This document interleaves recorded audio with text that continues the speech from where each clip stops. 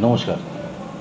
এসে গেছি আপনাদের সেই পরিচিত চ্যানেল নিয়ে আমার খোঁজে মানে আপনারা জানেন এখানে সমস্ত কিছু খোঁজ পাওয়া যায়, বিশেষ করে ল্যান্ড, প্রপার্টি, ফ্ল্যাট, আরও অনেক কিছু।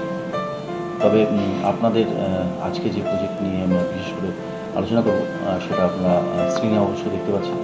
এটা ডায়মন্ড হারবারের লাইনে একটা প্রজেক্ট, খুব বড়, প্রায় 32 বিঘের মতো হবে।